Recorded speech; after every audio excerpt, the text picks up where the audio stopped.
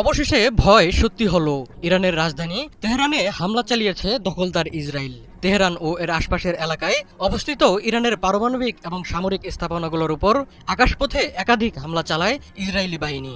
শুক্রবার ভোরে চালানো হামলায় ইরানের বিপ্লবী গার্ড বাহিনীর প্রধান হোসেন সালামি সহ জ্যেষ্ঠ পরমাণু বিজ্ঞানী এবং কয়েকজন সামরিক কর্মকর্তা নিহত হয়েছেন। নেতানিয়াহু বলেছে, ইসরায়েলের হামলা চলবে। আমেরিকাও এ হামলার ব্যাপারে জানত আগে থেকেই। ইরানের রাষ্ট্রীয় টেলিভিশন জানিয়েছে, তেহরানে ইসলামিক বিপ্লবী গার্ডের সদর দপ্তরে হামলা চালানো হয়েছে। হামলার পর আগুন জ্বলতে দেখা গেছে মধ্য ইরানের নাতানজ পারমাণবিক স্থাপনাতে।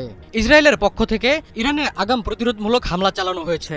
অদূর ভবিষ্যতে ইসরায়েল রাষ্ট্র ও এর বেসামরিক জনগণের বিরুদ্ধে মিসাইল আর ড্রোন হামলার আশঙ্কা থেকে ইরানের সামরিক ও পারমাণবিক স্থাপনায় আগাম প্রতিরোধমূলক হামলা চালানো হয়েছে।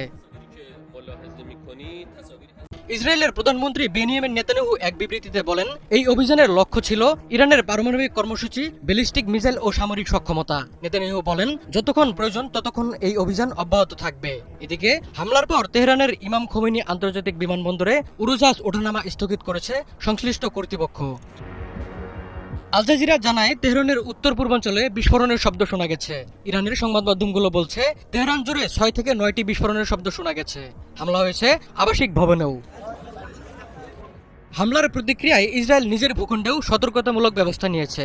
দেশটির সামরিক মুখপাত্রের দপ্তর এক বিবৃতিতে জানিয়েছে, স্থানীয় সময় ভোর 3টা থেকে পরবর্তী নির্দেশ না দেওয়া পর্যন্ত সারা দেশে সব ধরনের শিক্ষামূলক কার্যক্রম, সমাবেশ এবং কর্মক্ষেত্রের কার্যক্রম নিষিদ্ধ করা হয়েছে। দেশের প্রতিরক্ষা নীতিতে তাৎক্ষণিক পরিবর্তন আনা হয়েছে বলে বিবৃতিতে জানানো হয়েছে।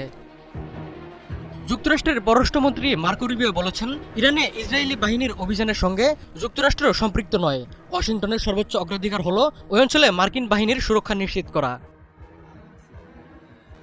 ইরানে ইসরায়েলের হামলার পর মধ্যপ্রাচ্যে এক নতুন ভূরাজনৈতিক সংকটের আশঙ্কা দেখা দিয়েছে। কেননা ইরান বেশ আগে থেকেই সর্বোচ্চ সামরিক প্রস্তুতির মধ্যে রয়েছে। তার মধ্যে ইসরায়েলের গোপন পারমাণবিক তথ্য হাতিয়ে নিয়ে নিজেদের অবস্থান শক্তিশালী করেছে আয়াতুল্লাহ খামেনির বাহিনী। বিশ্লেষকরা বলছেন, ইসরায়েলের এই হামলা একদিকে যেমন তাদের নিরাপত্তার অবস্থানকে শক্তিশালী করেছে, তেমনি ইরানকে প্রতিশোধে উস্কে দিয়েছে।